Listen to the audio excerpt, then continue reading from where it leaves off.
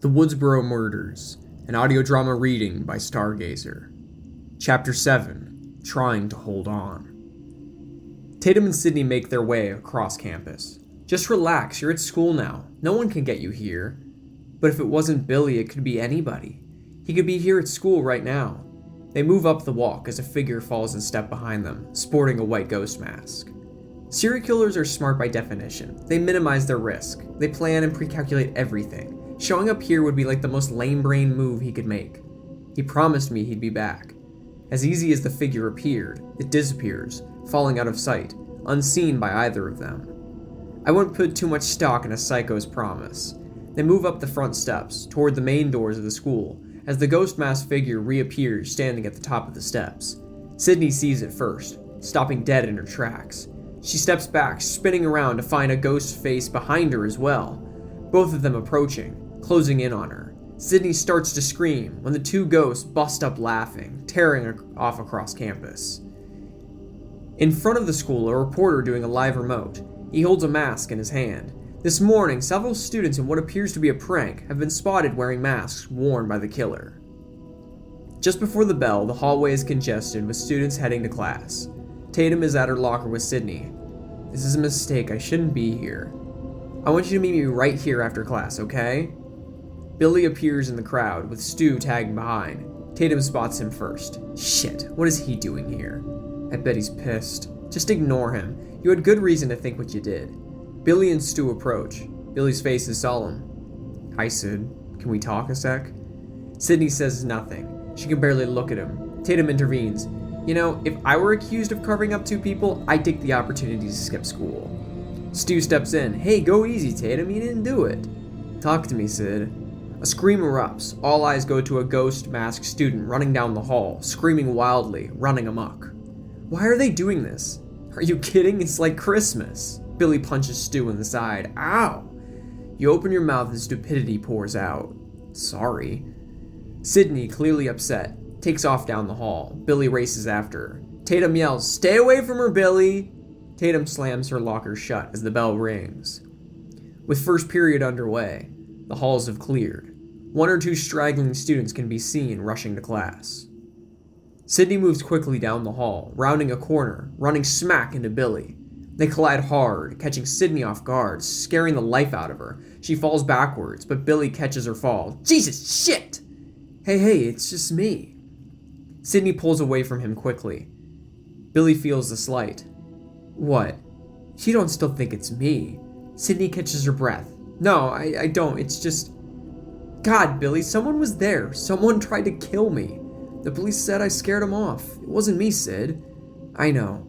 He called again last night at Tatum's house. See, it couldn't have been me. I was in jail, remember? I'm sorry. Please understand. Understand what? That I got a girlfriend who would rather accuse me of murder than touch me? You know that's not true. Then what is it? Is there somebody else? No. Is it the sex thing? Am I being too pushy? No, it's me, Billy. I need time. I'm still adjusting to my mom. It's been a year since she died. Tomorrow. 1 year ago tomorrow, Sydney says, holding back tears. When are you gonna let that go, Sid? When my mom left my dad, I just accepted it. This is the way it is. She's not coming back. Sharply, Sydney says back, Your parents split up. It's not the same thing. Your mom left town. She's not in a coffin somewhere. You have to move on, Sid. Sydney starts to walk away, but turns back angry. I'm glad to know you're coping so well with life, Billy, but some of us aren't so perfect. Some of us are just trying to hold on. Sydney disappears into the girls' bathroom, leaving Billy alone in the hallway. He smacks his forehead, pissed at himself. Large and spacious, closed bathroom stalls line one wall facing a row of sinks and a huge mirror. Sydney enters as two girls talk to each other. She was never attacked. I think she made it all up. Why would she lie about it? For attention? The girl has some serious issues. Sydney listens intently. A toilet flushes. Sydney quickly jumps in a stall, hiding, just as a girl appears from the stall. She looks like her voice. Snotty little twit. What if she did it? What if Sydney killed Casey and Steve? And why would she do that? Maybe she was hot for Steve and killed them both in a jealous rage. Another toilet flushes. What would Sydney want with Steve? She has her own bubble butt boyfriend, Billy. Maybe she's a slut, just like her mom. Inside the stall, Sydney listens, her face weakening. The girl says to her friend, "You're evil." "Please, it's common knowledge. Her mother was a whore." "Cut some slack. She watched her mom get butchered. And it fucked her up royally. Think about it. It makes perfect sense. Her mom's death leaves her distraught and hostile in a cruel and inhumane world. She's delusioned, where's God, etc. Completely suicidal. And one day she snaps. She wants to kill herself, but realizes that teen suicide is out this year, and homicide is a much healthier therapeutic expression. From the stall, Sydney listens, her heart pounding, jaw quivering. The friend's shock. "Where do you get this shit?" The two girls exit. Sydney moves out of the stall, catching her reflection in the mirror.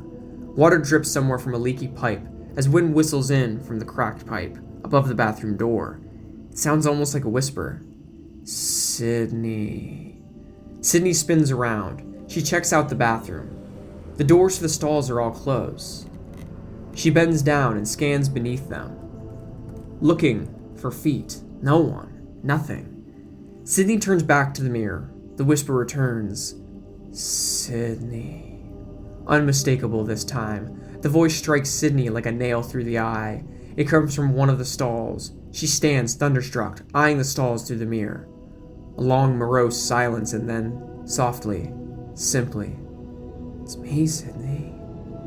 Sydney spins around. He's here. Terror floods her face. She eyes the exit door, then the row of stalls she must pass to get to it. She checks under the stalls again. Nothing. Where the fuck is he? She takes a step forward when 2 feet step down from a toilet onto the floor in the last stall. Sydney's face draws tight as the stall door begins to creak open. She bolts forward, making a break for it, but slips on the wet floor. Her feet flying out from under her, Sydney reaches out, grabs hold of a sink, and saves herself from falling. She glimpses a ghost mask in the mirror coming for her. A hand grabs her shoulder as she slams her body through the exit door, narrowly escaping. Sydney flies out of the bathroom door, screaming, burning up the hallway, not looking back.